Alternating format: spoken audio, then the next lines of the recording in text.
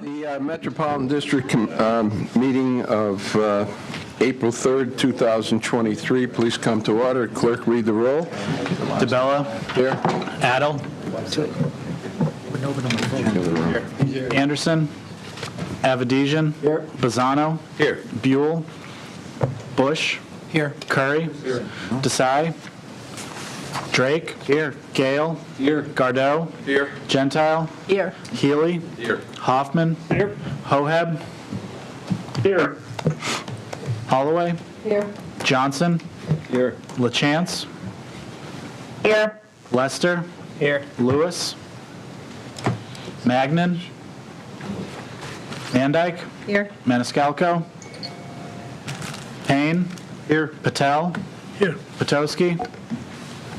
Salemi. Here. Stuber. Taylor. Here. Torres. Here. Wolf. Here. Carrier. We have a quorum. Okay. Where's my cheat sheet? There it is. You got it? No, she said. At the table. She said she put it. I'll get you one. I got one here. I generally get the one. There. Okay.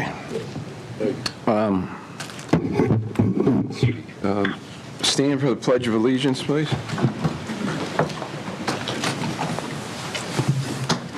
Pledge allegiance to the flag of the United States of America and to the republic for which it stands, one nation, under God, indivisible, with liberty and justice for all. We got a swearing Gary Johnson. Yeah. Gary Johnson, new commissioner. Gary, come on up. Swear you in. Raise your right hand. Do you solemnly swear that you will faithfully uphold, according to law, your duties as a commissioner of the Metropolitan District of Hartford County to the best of your ability? Yes. Congratulations.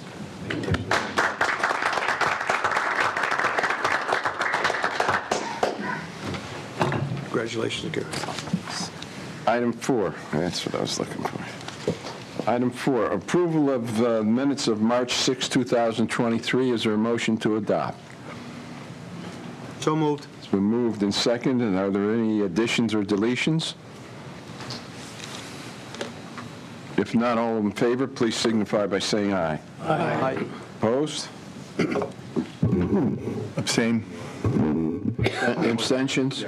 I'm sorry. Okay. Item 5, public comments to agenda items. Oh, Jesus, this one. This one. This one here. Oh, this. Okay, there it is. Okay. I thought I lost it.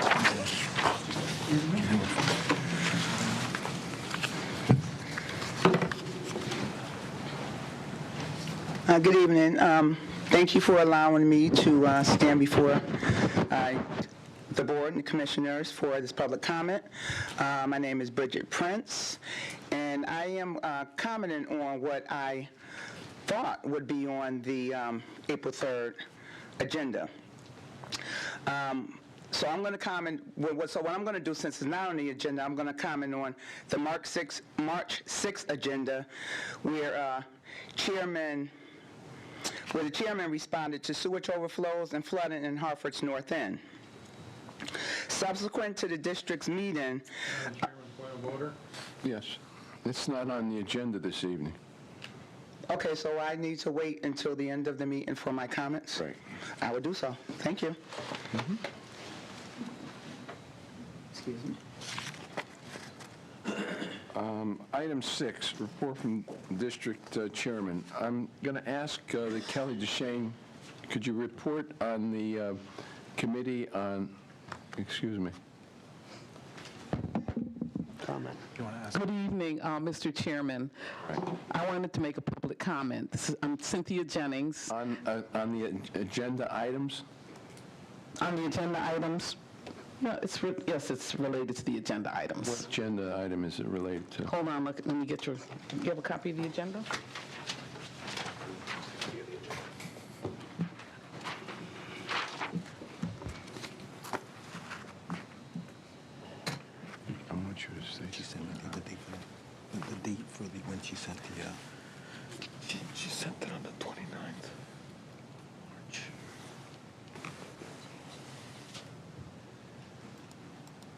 if a general comment you can make at the end of the meeting.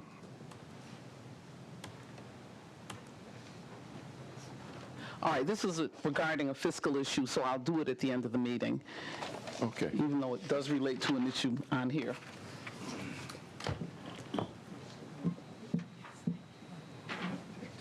Okay. Kelly, could you, this is on the, we have a request for information that's been out on the street. I just wanted to get an update for the Technology Committee so the board understands where we're going. Kelly's been in charge of the process of going to the public with the request that the committee has made for public information. Kelly? Sure. Hi. Kelly Shane, Chief Administrative Officer here at the MDC. The chairman asked for an update on the technology for processing multiple solid waste streams, RFI, that the Technology Committee requested and approved issuance in late February.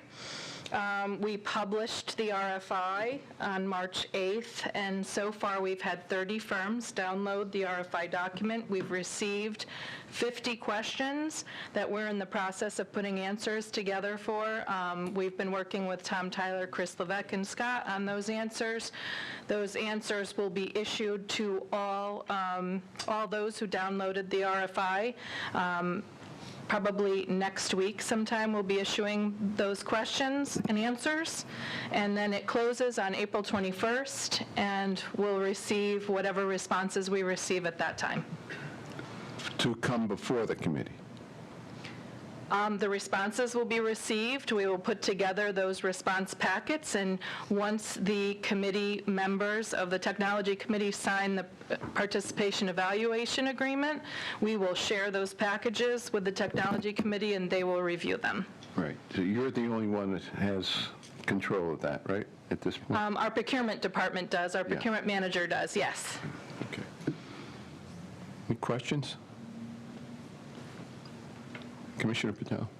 You will bring only top 3 for presentation, or you will bring nobody here? All of them?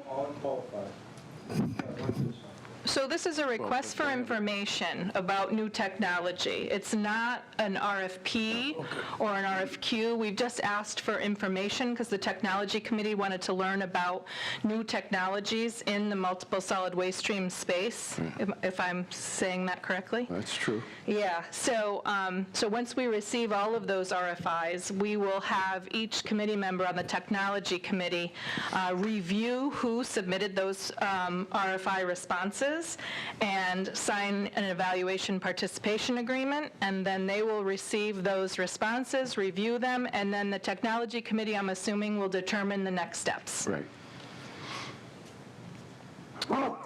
Okay. No further questions?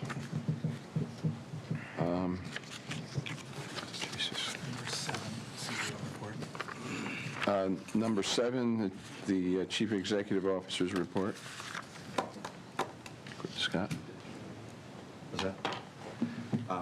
Thank you, Mr. Chairman. Scott Jellison. I promised a number of you here that there's a basketball game at 9 o'clock, and we all want to be able to watch it. So I'm going to forego my CEO report. There's one thing very important. I'm sorry. Very important to talk about. You all received an email from me on March 29th, which summarizes a 11-page letter that I wrote to DEEP regarding the issues that are at hand associated with street flooding and surcharging of basements over the past, discussions over the past couple of months, beginning in January and February. So it's really important. I'm not going to go through in detail, but I tried to summarize an 11-page letter in a 5-page email. But there's a lot that's in the email that's not in the letter because I wanted you to understand the context of what's been happening. So I'm not going to get into the details, but I think it's important for the commission to understand that we are working with DEEP to resolve issues that they have requested us review. It's outside the consent order, it's outside the approval of the integrated plan.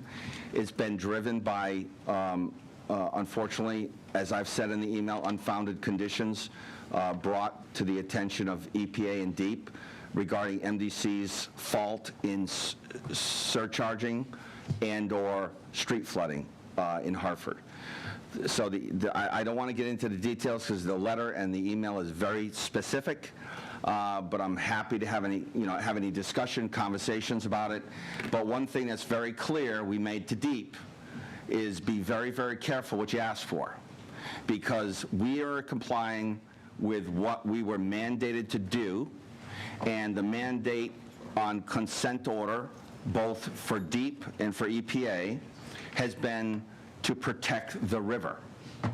The mandate to deal with the things that we're being asked to do in the community, which we're happy to do, is not part of the consent order, is not part of the consent decree. So therefore, anything that imposes a cost to our member towns or our water customers with sewer that's being charged on the clean water surcharge is above and beyond what was approved under the integrated plan. As you know, myself and my staff, the chairman, district council, came to every town and asked you for support for the integrated plan. The integrated plan was very, very specific of what we were going to do and the cost associated with that, the rate structure. What DEEP is asking us to do because of the political pressures that have been put on them on the north end is above and beyond that. Again, we're happy to do it, but it's going to require multiple millions of dollars of additional funding from DEEP and EPA, or the rate structure is going to have to rise and change, or the examples, and I use in my email and my letter, they'll have to forego some projects that were already planned to proceed in the north end because of direction from DEEP and EPA. So as an example, the tunnel serves two purposes. The tunnel serves purposes of collecting overflows in Hartford, the one-year level of control. It collects those one-year level of control. There's 86 of them, and we'll argue in engineering how many there are, 87, 86. There's 86 overflows. Half of them are in the south end, half of them are in the north end. So the tunnel that we're building right now with the pump station to pump that overflow into the plant, half of those 86 are and a little more than half are in the southern part of the city. We're picking all those overflows up so that one-year level of control does not go into the river. There's 5 or 6 overflows on Franklin Avenue that overflow into the Weathersfield Cove. We're required under the consent order to pick up those overflows that go to Weathersfield Cove and eliminate them. Not one-year level of control, eliminate. So of the 86, 6 of them on Franklin Avenue have to be eliminated. Just like on the North Branch, there's 4 overflows in the north part of the city that have to be eliminated. So the tunnel is serving two purposes. It's one-year level control and elimination of the Weathersfield Cove overflows, and the rest of them are one-year level control, and to go out to West Hartford and to pick up SSOs in Newington and in West Hartford, which are dictated to us by EPA. So it serves two purposes.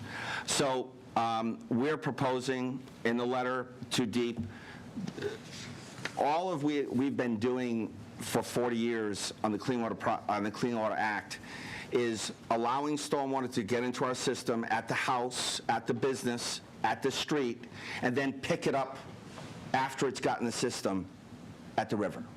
That's all the Clean Water Project is mandated to do, is to make sure that overflow doesn't go to the river. What MDC is suggesting, and it took 4 years for the DEEP to approve the integrated plan, is to go and separate the homes and get the stormwater out of the home to start with. That's where the stormwater is coming from. So let's get the stormwater out there, let's get the stormwater out at the street, and then you'll never, theoretically, ever have an overflow at the river. 0 overflows. Because the sewer, as we know, we don't have, as I've said in the letter, you don't have a surcharge on a dry day. No one complains that you got surcharged except for an accident. The sewer pipe might have collapsed or whatever. But on a regular dry day, it's not raining, you don't get sewage in your basement. So the good thing is the younger generation regulators at DEEP and EPA, they recognize this. We've actually proposed to not build a downtown tunnel. That's why it took 4 years to get approval, because we proposed to not build a north tunnel and separate. When you separate, the community gets brand new streets, they get a new water main. You might as well put a new water main in when you're ripping up the street. They're getting new laterals for both storm and sewer. They might get a sidewalk, a new sidewalk, new driveway if we're going up the driveway because we're putting in new laterals. The huge benefit of separation is a community benefit. What we've been driven by regulators is to build big tunnels and make things bigger to accommodate the stormwater that's in the sewer. So this issue came up in January and in February because of specific incidents which this board has reviewed and approved and supported my and my staff's recommendations. It was the storm of August 19th, 2021. The storm was a 244-year storm. 7 inches of rain in less than 8 hours. Water was pouring into the businesses from the front door. The chairman and I physically went out there and talked to people that were experiencing this. Water was coming from their front doors. Down the walls. And down and from their roofs. So those are facts. The issue regarding Rutland Street, which was a relatively new issue, that was a blockage on the private property side. It was from roots from the homeowner's private property. As you know, our ordinances say that the private property lateral from the home to the street is the responsibility of the homeowner.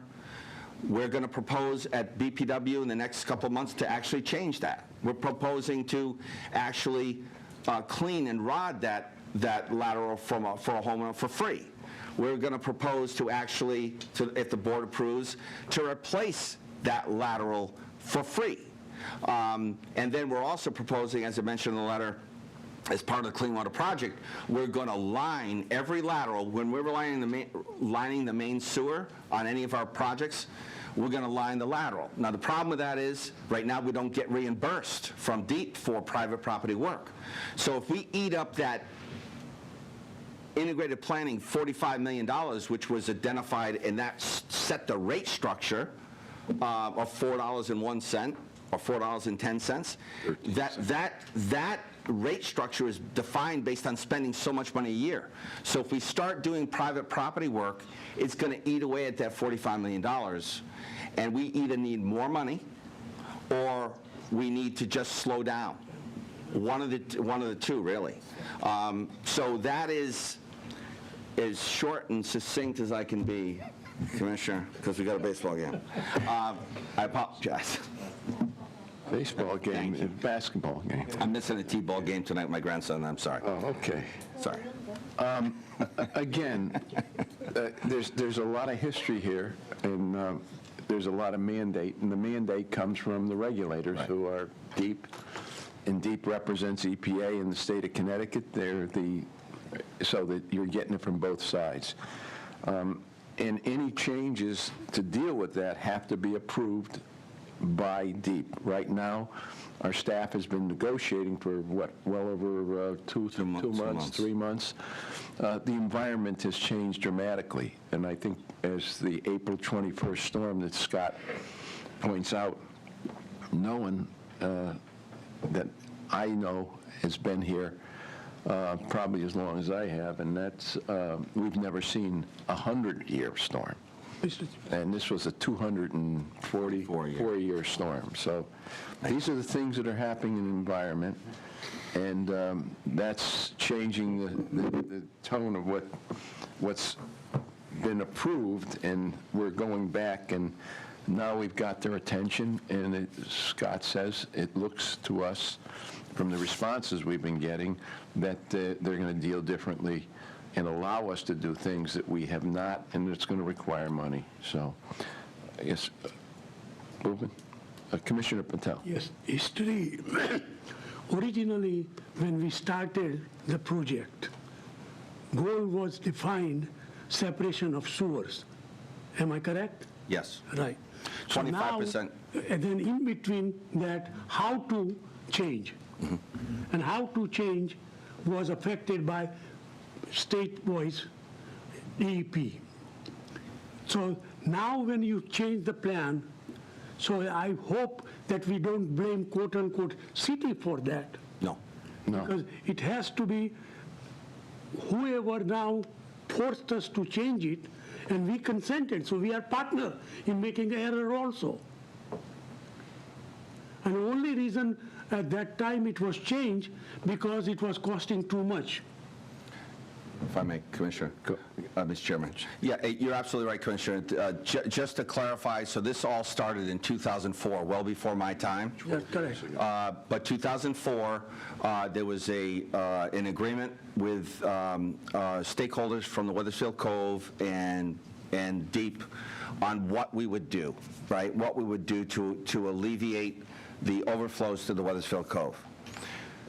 In that document, it was defined, elimination to the Weathersfield Cove was defined in writing as an 18-year storm. We just had a 244-year storm. So in roughly between 2006 and 2008, there was 2012, there was an argument with DEEP over the definition of elimination.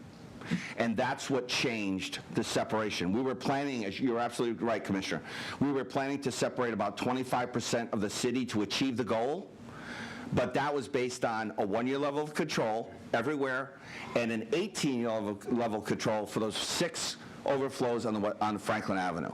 But when DEEP said no, elimination means elimination, it changed the world. It changed everything. Then we knew we couldn't achieve the goal of elimination without doing much more separation on Franklin Avenue. And the only way we could accommodate the date and the schedule was to build the South Tunnel. And so that's how that changed. Absolutely right. And we even got to the point of having that same argument with the north branch of the Park River, because the same thing. It said elimination was defined as an 18-year storm. And DEEP backed out of that agreement, or backed out of the documentation that proved that in this 2004 report, and forced us to say, no, elimination is elimination. And the only way we could get there to meet these dates that were defined by DEEP was a tunnel. And in the integrated planning process, we fought hard and long for them to finally agree that it's not in the best interest of the community to build the tunnel, because you're just catching it at the river. There's no benefit to the community at all, zero. And they finally agreed after 4 years of negotiation that they would let us go back to separation in the north part of the community to achieve the same goal. We're still achieving the same goal. We're eliminating 4 overflows to the north branch of the Park River, but we're using separation to do it. And also the period of time that was Takes allowed. longer. Right. It went from 12 years. There's no way we could have accomplished No. any of that in Right. 12 years. But it was to clean up the river. Right. And so that's where we are right now. Commissioner Salemi. Excuse me, Scott, this is a question for you. When you say that we're considering taking over more or less maintenance of the laterals, the sewer laterals to the houses, did I hear you right? You said that we're... No. So, if I may, Commissioner, just to clarify, so what we're suggesting, and this is a real legal bomb for the lawyers to figure out, our ordinances say that the homeowner is responsible to maintain their lateral. That's what it says. We're not asking to change that. What we're suggesting is that when we get to a home in the middle of the night or during the day, and there's a blockage on the private side, we give a 37A form, which says call a plumber and call Roto-Rooter as a generic term, and then we will come out and we will inspect that rotting, we call it cleaning, rotting, of your lateral, and we make sure it's done right. What we're going to propose to BPW and for the full board is we will pay for that. We'll still use a contract to do it, but we don't, what happened with Mrs. Lewis on Rutland was we gave her the 37A form. I've given an email to all the commissioners. We gave them a 37A form, said call, this is December 4th of 2022. Call a plumber, call us, and we will inspect. We never got called. Mrs. Lewis said publicly she did in fact hire a plumber, quote, Joe the plumber, but we never were notified, and we didn't get notified until January 5th by Deep staff, which said, do you know anything about Mrs. Lewis on Rutland? And we explained to them what had happened. We immediately went out there, scheduled an appointment with Mrs. Lewis, only to find this root ball in her lateral on her property, which was the cause of her backup, and then to find out that in her basement, the clean out in the floor of her basement floor, clean out, as most would know, Chris Stone knows very well, that a sewer pipe usually has a Y in it that has a clean out, which allows you to rod and get access to the pipe to clean the pipe. That cover for the clean out was missing. So she has a backup in her private property in her grass, and all of her rain leaders are connected to her sewer system that go out to the street, and every she flushes their toilet, it's all getting backed up and coming out that opening in her floor. So for whatever reason, Deep decided to pay for the cleanup of that property. I don't pretend to understand why, but they did. But as I say in my email, if they felt it was our responsibility, you can bet yourself sure that we would have gotten a letter mandating us to clean it up. But we didn't. So those two incidents are the ones that have been discussed at numerous occasions at these public meetings. So it is what it is. We've got all of our documentation. This board has it. We've presented it numerous times. We've provided this very same information to Deep staff, to EPA staff. As I mentioned in my email, they still chose to write the letter, which is fine, and I responded. But if they want us to do something that's outside what they already approved, which is the integrated plan, they're going to have to make some really hard decisions about how they're going to expect us to do it. They don't have any regulation. There's nothing Deep and EPA have said to us publicly. They don't control and regulate street flooding. They don't control and regulate sewer backups if it's not our fault. The only thing Deep and EPA can regulate is what's in our sewer pipe. If our sewer pipe has stormwater in it, our job is to keep that water and sewer in that pipe up to a 1-year level of control. Anything above and beyond a 1-year level of control, in our non-Hartford towns, it's a 5-year level of control. In the streets, it's a 10-year level of control. And at the river, at North Branch of the Park River, it's elimination. At the Weathersfield Cove, it's elimination. But everywhere else, it's a 1-year level of control. This is mandated by Deep and EPA. So we are in compliance. If they want us to do something above and beyond that, that's fine. But they're going to have to change our consent order that they just approved September of 2022. So my question was, if we're going to get involved in helping to fix or whatever the lateral, that wouldn't be limited to Hartford. That would be anywhere in the system. Any of the eight district towns. Correct. And that, in the other member towns, especially where there's, like in East Hartford where I'm from, we have separate storm system and we don't have combined sewers anywhere. So sewage backups in a house are rare, maybe I shouldn't say rare, seldom, and they're almost always the responsibility of the lateral collapsed, or one of our pipes collapsed, or a manhole broke, or something like that.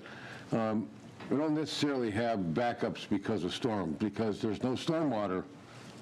There may be some groundwater. People may be pumping some groundwater, and we're not supposed to, but there's no storm water going in the sewer. So big storms don't have much of an effect on the East Hartford sewage treatment plant, or the increases are minimal. So, but you did say for free.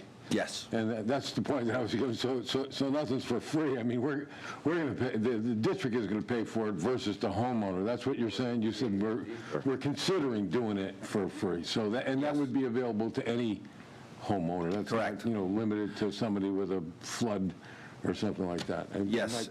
Yes, Commissioner. We're not doing that yet, but we're going to consider. We're not doing it yet. We are going to immediately start on our, because we have the authority to do it under the Clean Water Project, we're presently lining sewer mains, right? So under the Clean Water Project, under the auspice of the consent order, consent decree, we can line to remove stormwater. We are going to immediately start to line the lateral. We're already there, right? Let's line the lateral under the Clean Water Project. So that would be paid for by the surcharge.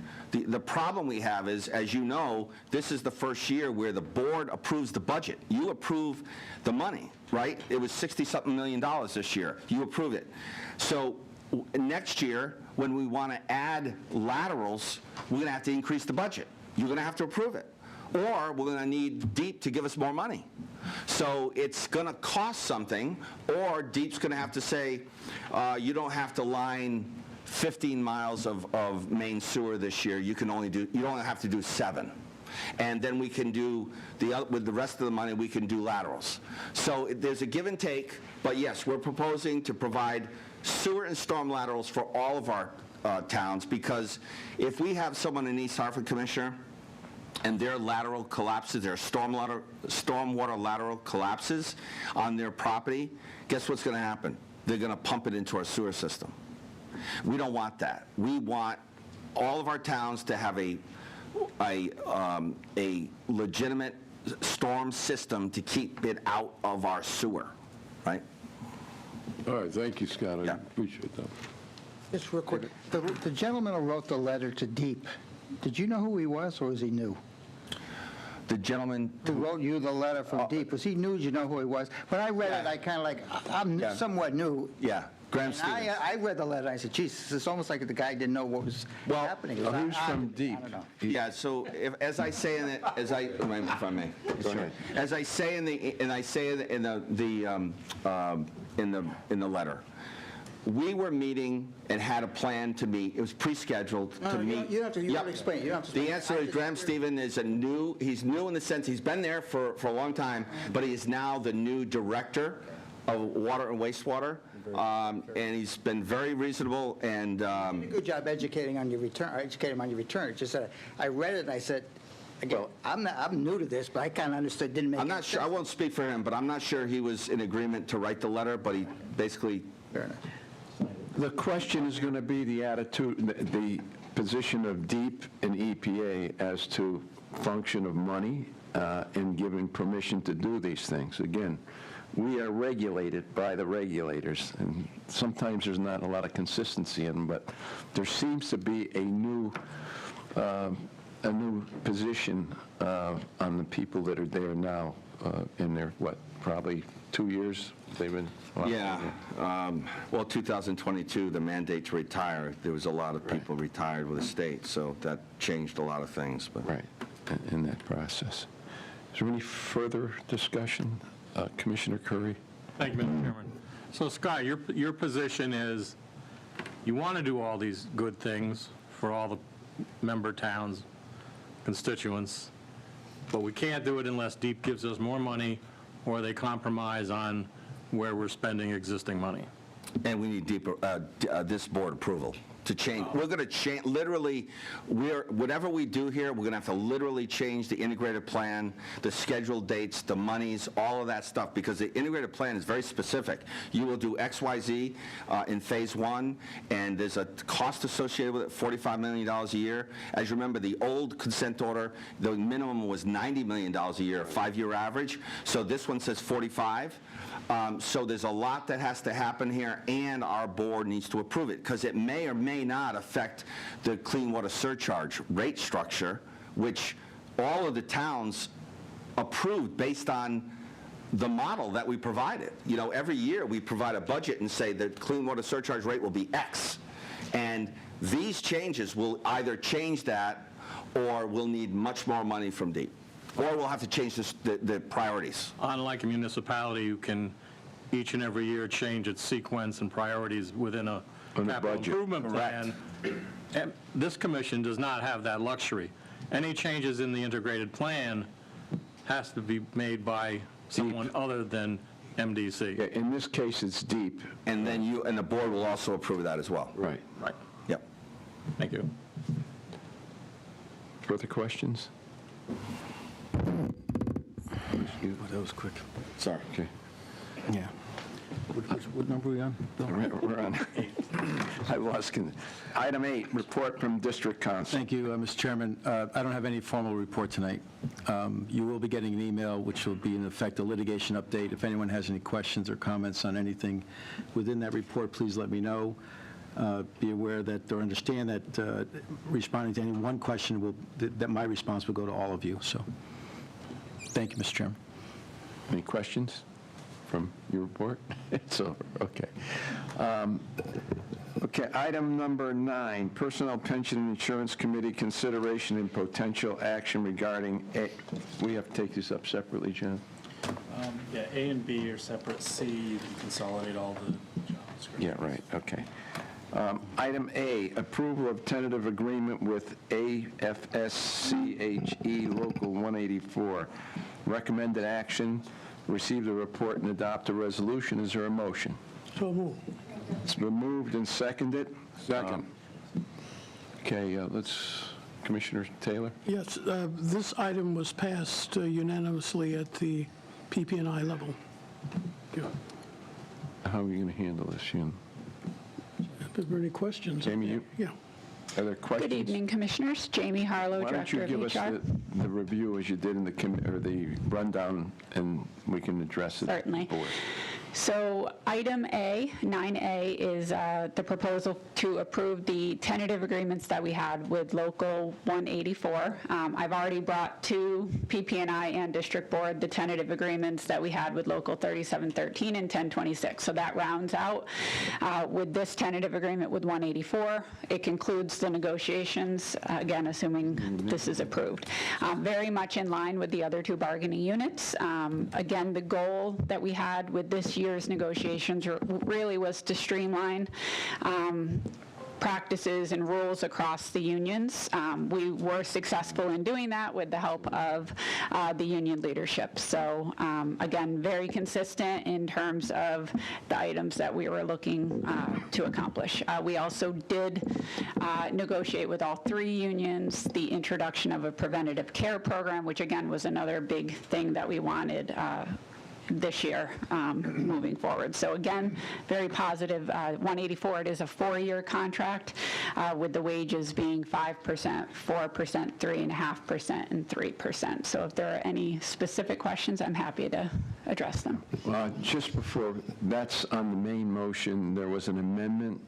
John, can you articulate the amendment, and we move to amend the item A?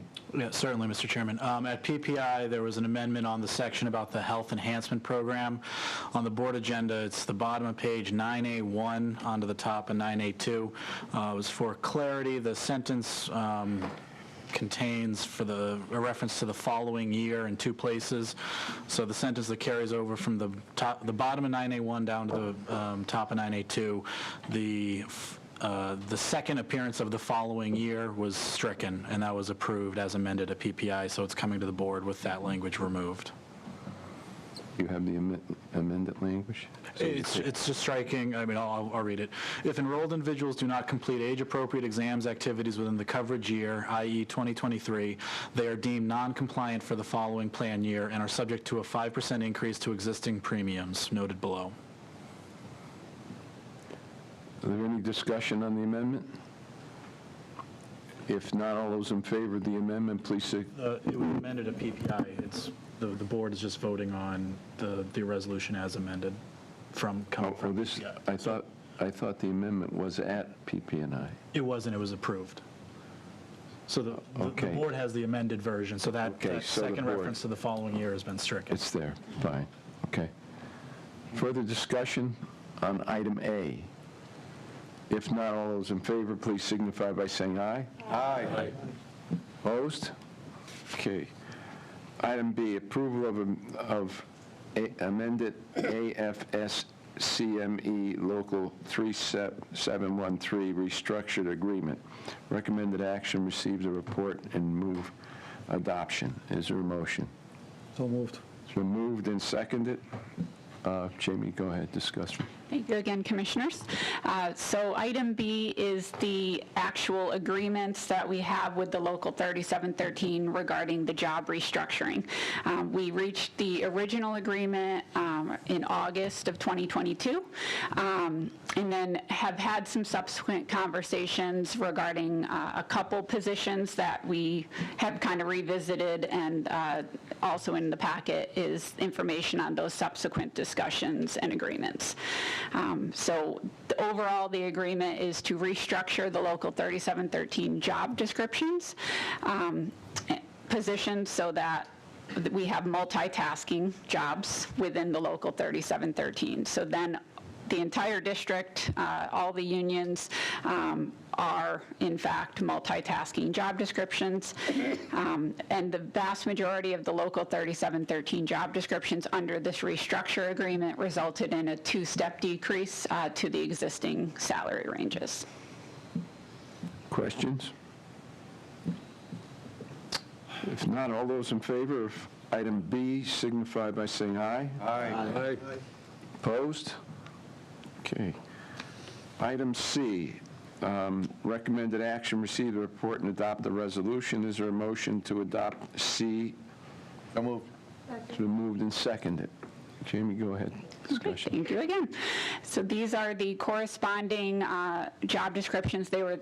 I had brought the original job descriptions to PP&I at the end of February and to the board at the beginning of March.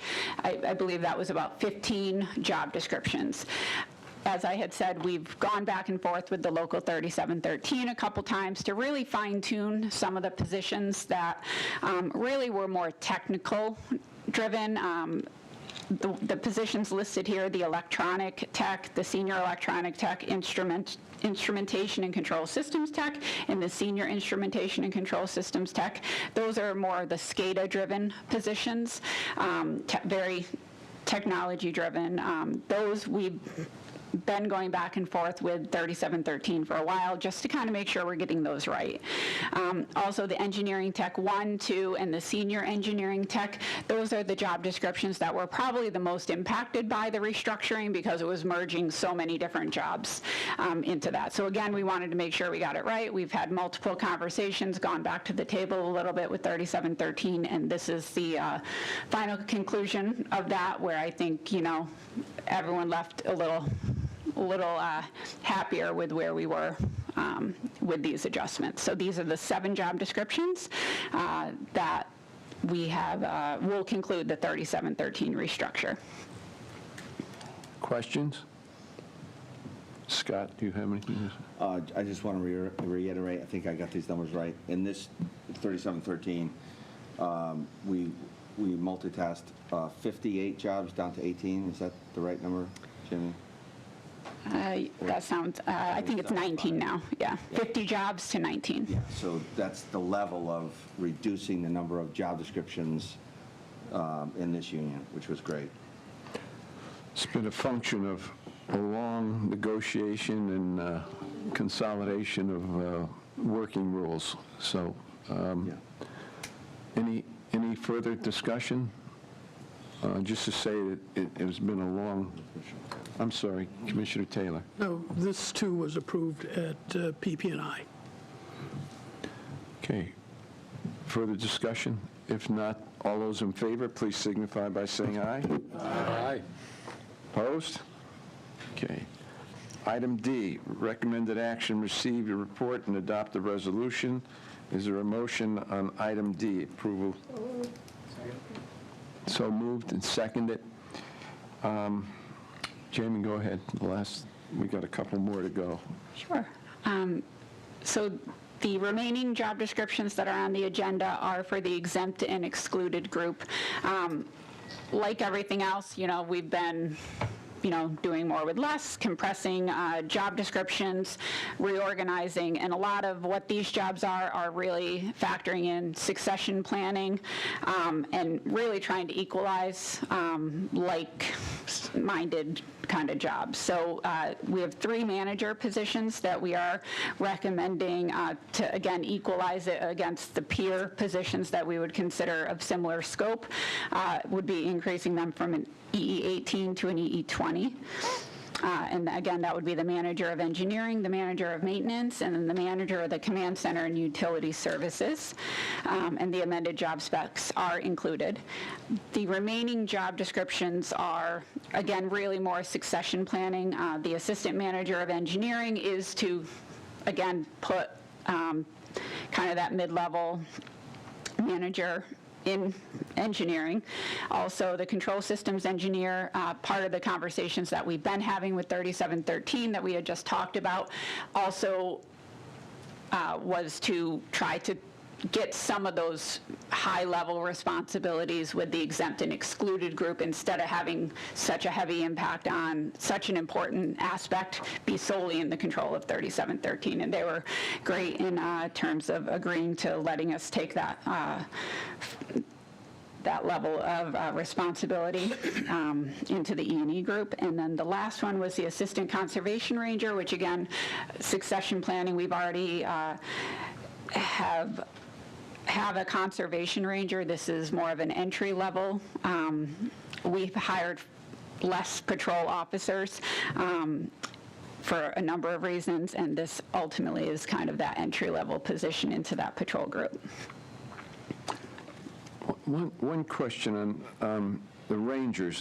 They aren't qualified. They don't go to the police academy? This Scott Jellison, this position does not require you to be a post-certified officer. You're a conservation ranger and does not require you to carry a weapon. It is truly more of an recreational, environmental ranger for the watershed. And don't have the power of arrest? Correct. Okay. Questions? If not, all those in favor, please signify by saying aye. Aye. Opposed? Item 10, Committee on Organization, Consideration, and Potential Action regarding appointment of commissioners to committees. Recommended action, receive the report and adopt the resolution. Is there a motion to adopt? So moved. Commissioner Curry? Thank you, Mr. Chairman. Yes, the Committee on Organization approved this action by unanimous vote. This was for Commissioner Johnson's committee assignments. That was Public Works and, I believe, Strategic Planning. Any questions? If not, all those in favor, please signify by saying aye. Aye. Opposed? Okay. Let's see, 10, that's 10. 11, Commissioner's request for future agenda items. Mr. Chair? Yes, just a quick Commissioner one. Van Dyke? Thank you, Mr. Chair. I was just wondering if the district clerk or the district council could report on our compliance with the conflict of interest statements that were all due by the end of January. Commission, John? They go to, or Go ahead, John. who's it, Scott? I don't know who. Well, if I might, I believe that of the, I think we're waiting for one more. We've received from all commissioners. There are 2 citizen members that we're waiting on. Okay. And we've reached out to them a couple times to remind them. And we'll continue that. We'll follow up with that. Thank you very much. But all the Thank you to all the commissioners. All the commissioners have signed it. Thank you so right? much. Yep. Okay. I just want to know, Commissioner, that that's the correct time to do that one. Which one is? No, That's going. that is. So that's the correct time, not that one. Just to clarify. I think you're wrong. I think it's the other way around. Commissioner Yes, Commissioner Torres, I'm sorry. A while back, we had a discussion about some of the land that had been acquired in the city of Hartford as a result of all of the work that we're doing and that sort of thing. Could we have a listing of all those properties that were actually acquired? I don't know if either by sale or eminent domain or whatever it was. I'd like to know what we actually did with all of that land that we acquired. How many properties? Where we acquired it, and if it cost us anything. A number of properties. We'll provide a report, Commissioner, and I do know Commissioner Mandyke asked me and just reminded me, she made a point about Walnut Street. And some- Homestead. Yes, and Homestead, in Edwards. terms of, there's some maintenance issues there, but, Those are on the properties that we own. yeah, we own. Those So are we'll- the potential lay-down areas? Yes, well, and properties that we purchased to build infrastructure, so we can provide a copy of all those properties. We'll do that through the district clerk. Well, I guess the question is that now that we're not moving in the integrated plan for downtown tunnel, are we still going to need those properties? Commissioner, Mr. Chairman, I don't know. I mean, we're just, I sent an 11-page letter to Deep. I haven't heard yet from Deep, so I have no idea Okay. what that's going to look like, right? Okay. But we'll provide a list, and we'll have that maintenance issues. Okay. So, thank you. Further questions? Commissioner Bush? Yeah, Mr. Chairman, just a question regarding the Technology Committee. The information that is gathered through the RFI process, from what I understood from the report, is that only the commissioners that are on the Technology Committee will be able to review that information. I just want to clarify to find out if that's correct. Kelly, you want to clarify that question? Yeah, but they're going to be considerate, yeah. Explain the 7 commissioners and what the responsibility is. I guess that's what Commissioner Bush is asking. Well, yes, to answer your question, yes, the Technology Committee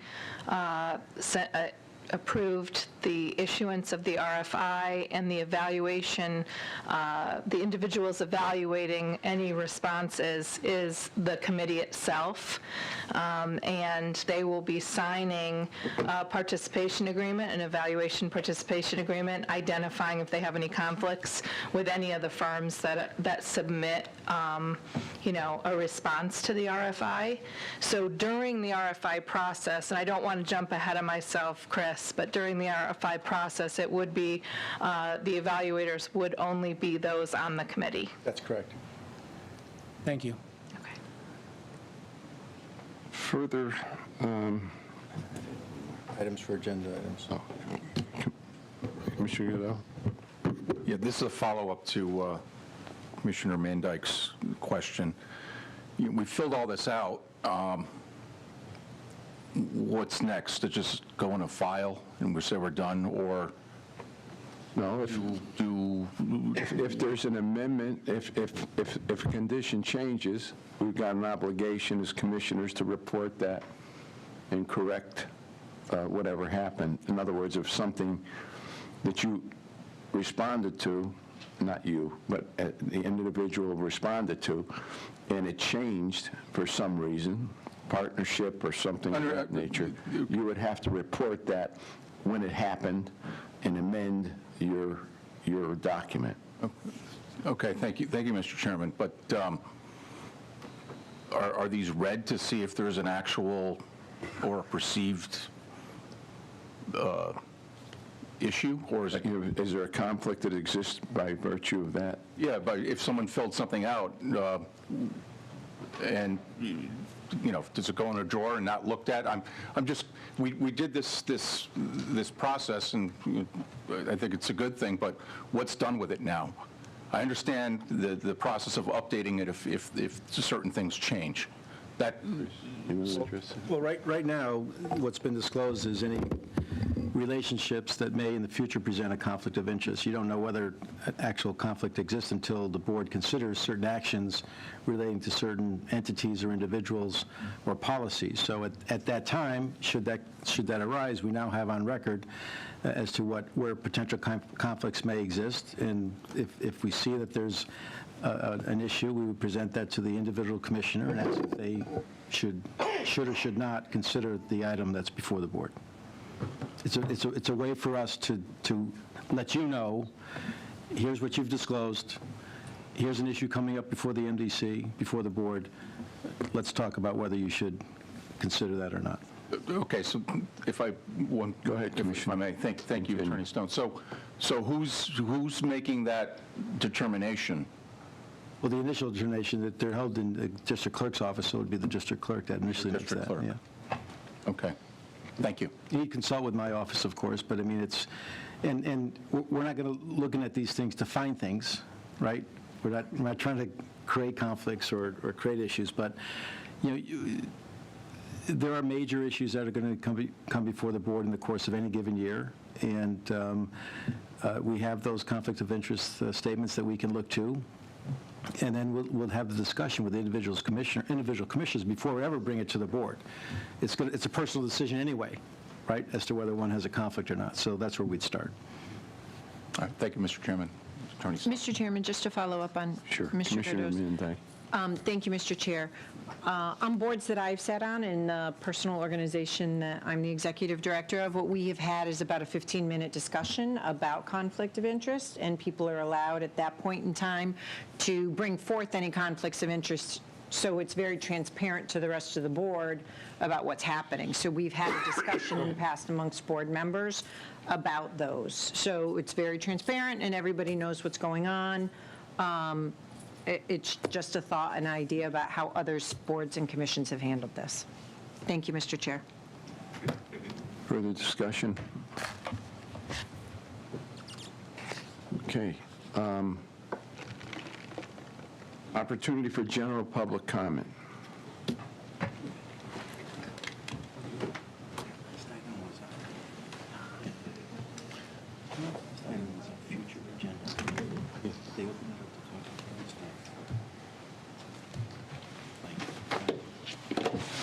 Explain it to me. Thank you to the MDC Board of Directors, to the chair, to the commissioners, to the CEO. I appreciate it. Again, my name is Bridget Prince. Sat here and I listened to the comments, and they were definitely enlightening. Listened to CEO Scott Jellison's presentation on what is happening in North and Hartford, but I want to give a little backstory of how this came about and how I got here. Back in September, I was in Washington, D.C., in a conference with the United States Department of Transportation. During that conference, they were talking about the billions of dollars, literally trillions of dollars of infrastructure funds that were available. And if you knew any issues in your community that need a remedy, go back to your community and present it. So this is how all this came about. Because I'm from the North End of Hartford, because there's been issues not only with the incidents that were mentioned in 2021, there have been long-standing, decades-long issues of flooding in that area. There's intersections that flood with just minimal storms, and they flood constantly. So I got involved in this, wanting to come back to Hartford, Connecticut, where I'm born, where I'm from, to say, hey, listen, MDC, this is the money that's available that they say they do need in order to address the issues in the North End of Hartford. I started off with EPA. When I was at EPA, talking to their representatives, they presented to me these consent decrees, which I had no knowledge of. I'm only coming to try to do something positive in the community. So this is how all this came about. So I wanted to give a backstory of how all this came about. And it wasn't about a media circus. It wasn't about trying to get any publicity. It was trying to make something right that was terribly wrong. And to sit here and hear about the North End of Hartford as if, it's a foreign land. I've heard during this time, well, we're not really charged with fixing that, but if DEEP and EPA says we can do it, we'll do it. But aren't those houses and properties in the North End of Hartford, aren't they also allowed sewage repair? because they're definitely charged for it. So to hear that it's separate from everything else, that's a problem in itself. So I wanted to kind of give that backstory of how I got here. But I'm going to, you know, if I can have another minute, I just want to read what I wrote. But I wanted to add that first. Now I'm commenting on the March 6th agenda. You know, CEO Jellison expounded on that, but I was commenting on what he said in the March 6th meeting about the sewage overflows and the floodings in Hartford's North End. But subsequent to that district meeting that was here on March 6th, there was a March 21st meeting at the LOB. During that meeting, it was Chairman Bill DeBella, it was CEO Scott Jellison, the attorney Chris Stone, civil rights attorney Cynthia Jennings, who's sitting over there, Senator Doug McCrory, who represents the North End of Hartford, Representative Miriam Khan, who represents the 5th District in the North End of Hartford, and that's the area where it has lots of flooding and sewage overflow. And then it was also members of DEEP, including Graham Stevens. During the meeting, Senator McCrory, he led a very revealing discussion about sewage repairs, which happened on Franklin Avenue. And I don't know the technicalities or the technicals of that right there, but Senator McCrory had brought that up about what's happening on Franklin Avenue as opposed to what's happening on Albany Avenue. It was revealed that repair on Franklin Avenue cost $45 million. It was also confirmed that the MDC and its board of directors approved the repairs and the cost of it. Furthermore,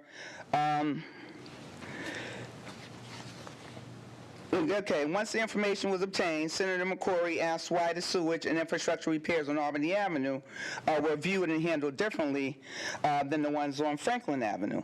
The senator also suggested that repairs on Albany Avenue be presented to MDC's board members for review. With that stated, after reviewing tonight's agenda, it has not happened. So that has not been presented as it was in the meeting on March 21st. So I'm standing here, you know, saying I hear what is happening, but there are critical sewage overflows and flooding issues in the North End of Hartford that don't just happen in 2021, but it happens throughout. So, like I said, it has definitely happened over the years. You know, first time I experienced it was 30 years ago. My father's basement on Cleveland Avenue, I lost all my military artifacts. So I'm still dealing with that. I've been in the North End of Hartford for years. I've been in floods. I've been in that situation. So I wanted to be that opportunity to present this to the board to let everybody know this was my purpose being here. And what has happened positively because of this, Senator Blumenthal, Senator Chris Murphy, Councilman John Larson, they are all now in D.C. and working with EPA to get the necessary funds to bring here so this can happen. So, you know, I'm hoping that everybody can come together and work to really deal with these issues that are solvable. Yep. Thank you. Further comment?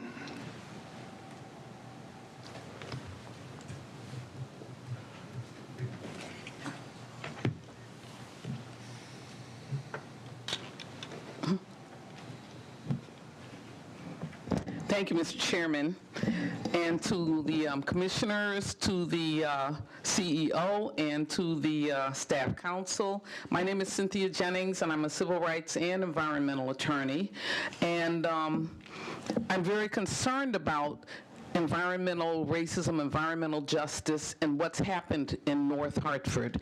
It's been many years, not just a few years. It's been over 30 years of flooding in North Hartford that is unresolved.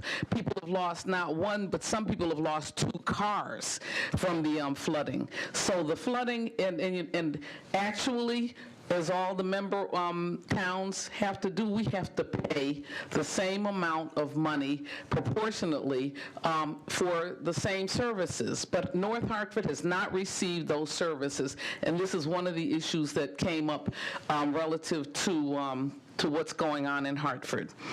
I heard the CEO's position on the fact that we may now have the laterals paid for, possibly, if DEEP supports this and comes up with money, or if the member towns decide that they want to pay for this. I also want to say that I support fiscal oversight of the MDC because MDC under the Public Act 17-1 has broad and unlimited taxing powers. But that also includes unlimited taxing powers against or relative to the member towns. I do not support the fact that the MDC member towns should pay for Hartford's ad valorem taxes, because that is an injustice against the towns that are out, the member towns. One of the things that 17-1 says, Public Act 17-1 states, is that the state of Connecticut, under Public Act 17-1, allows the state of Connecticut to redirect a member town's pilot payment to the MDC if the city fails to pay its ad valorem taxes. I don't know if the member towns know this. I was on Hartford City Council for 6 years, and one of the issues that I've always had is that the state of Connecticut has for more than 20 years not paid pilot to the city of Hartford, which has driven the city of Hartford into abject poverty, more severe than it's already been from the injustices of the people that are treated in that town. Okay, so I'm saying that when you talk about Public Act 17-1, it allows the state to redirect a member town's pilot payment. The member towns are disenfranchised and treated unjustly in that the state of Connecticut refuses to pay the taxes to the towns. And I'm sorry, refuses to pay the taxes to the city of Hartford, which means that the member towns are now in a position under 17-1 where they have to pay the extra money. And so if the towns wish to pay the extra money that the state refuses to pay, that's one issue. And so that there are a number of issues that we have to address that have to do with some of the injustices that are facing Hartford that are now falling in the laps of the member towns. The city of Hartford is one of the poorest municipalities among the member towns, and no town should have to pay Hartford's taxes. The state should pay the taxes. There's over 52% of the properties on the tax list that the state of Connecticut will not pay. That means the member towns will be paying those taxes if Hartford cannot pay them. So that's one of the issues that I wanted to address. The other address is that 17-1 stipulates that in the event of non-payment by a member, any member, the district can establish an emergency budget increasing the levy on other members to cover the shortfall that cannot be met by the established budget. So we have to recognize that we also have to hold not only the MDC accountable, and we do have to hold the MDC accountable, but we also have to hold the state of Connecticut accountable for failing to pay the taxes to the city of Hartford.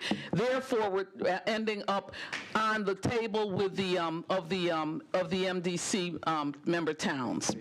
So I'm just bringing this out because the MDC has been established and given unlimited ability to increase the charges, and we have to recognize that those are issues that have to be addressed. I certainly would. I thank you for the opportunity to present this to you. This issue came out of a credit opinion from Moody's Investor Service, and we have to recognize the fact that in the event that the member towns are not able to pay, the increase of the cost of us having a drop in the investors' opinions, we now come down to, under some circumstances, circumstances dropped from A+ rating to B- rating. So I think that we really need to know that that means we're establishing bad credit, which means we're going to pay more money for the monies that we borrow from in order to put forth the MDC's issues and projects. So thank you very much for your time. I'm going to just ask for a brief remark from our district council, because I'm not sure we're going in the same direction here. Go Thank you, ahead, Mr. Chris. Chairman. Chris Stone, District Council. First of all, just picking up on the last point that was made, you're absolutely right. Any changes, negative changes to our bond rating affects our cost of borrowing. Our cost of borrowing affects the ad valorem tax on our member towns and our water rate. So we agree. I agree with you. I'm sure the board agrees with you, and we've lived that, or at least that possibility, back in 2017 when there was a potential for the city of Hartford to default on its ad valorem payment. They never did, fortunately. But in order for us to maintain that rating that you just referred to maintain our integrity in the bond market, the MDC, with the General Assembly, had asked that, and it passed, 17-1, which created additional mechanisms for the MDC to exercise in the event, not just the city of Hartford, but any of the member towns actually default in their ad valorem payment. And it's only at that point that monies that would otherwise go to that defaulting town could be intercepted by the state and redirected to the MDC to pay for their ad valorem. They're not paying twice. No other town's paying for another town's ad valorem obligation.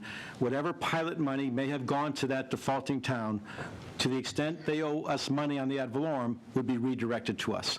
That was the intent. Fortunately, we never had to exercise that remedy. The other thing you talked about was on the emergency budget. If we don't have the money because it's a member town defaults in their ad valorem payments to support, in particular, our sewer system, not just on the but our sewer system, it would be a nightmare for the city of Hartford and for all our member towns, because we can't pay the bill. And if we can't treat the sewage, collect the sewage, treat it, and dispose of it, that's a real problem, obviously, for everybody. So this allowed us to, during the budget year, have an emergency budget, reallocate the ad valorem based upon those towns that were paying, and then we'd recoup the money over time from the defaulting town. So ultimately, they'd pay, but it'd be over a period of time instead of during that one fiscal year we're talking about. So, unfortunately, and to the city of Hartford's credit in that example, but to all our other all member towns who were faithful in making their payments, we did not have to exercise either one of those options. Thank you. Thank you, Chris. Further comments from the public?